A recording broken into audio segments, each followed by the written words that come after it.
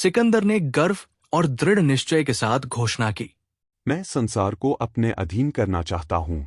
हिंदुस्तान, जिसे सोने की चिड़िया कहा जाता है, मेरी विजय यात्रा का अगला पड़ाव होगा।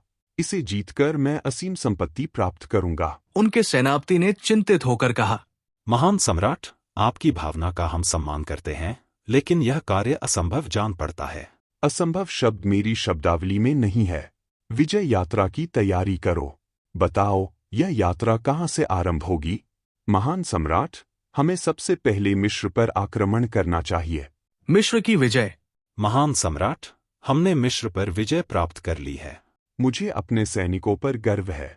अब हम ईरान पर चढ़ाई करेंगे। ईरानी सेना ने वीरता से लड़ाई लड़ी, लेकिन सिकंदर की विशाल और संगठित सेना के सामने हार स्वीकार करनी पड़ी। दुनिया कहेगी कि सिकंदर महान है। सदियों बाद ऐसा वीर पुरुष जन्मा है। अब हमारी यात्रा भारतवर्ष की ओर होगी।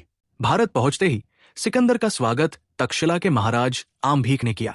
महान सम्राट, तक्षशिला में आपका स्वागत है, लेकिन भारतवर्ष पर विजय प्राप्त करनी है तो महाराज पुरु को हराना अनिवार्य है। वे झेलम नदी के किनारे पंजाब में शासन करते हैं।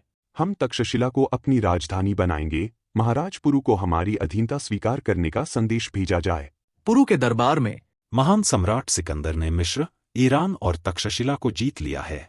वे आपको उनकी अधीनता स्वीकार करने का संदेश भेजते हैं।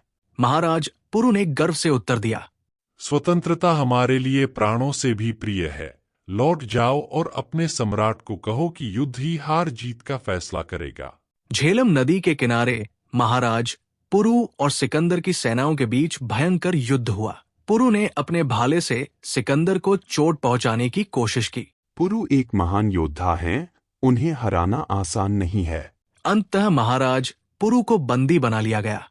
महाराज पुरु, आपके साथ कैसा व्यवहार किया जाए?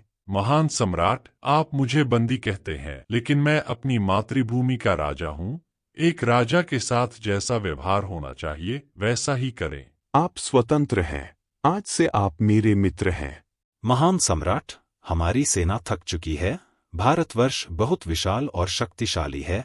सेनाएं यूनान लौटना चाहती हैं। यूनान लौटने का निर्णय देवता करेंगे। मैंने भारत के जैन साधुओं की महानता के बारे में सुना है। किसी जैन साधु को हमारे दरबार में लाओ। महान सम्राट सिकंदर ने आपको अपने दरबार में बुलाया है। वे आपको असीम संपत्ति देंगे और आपके अभाव दूर करेंगे।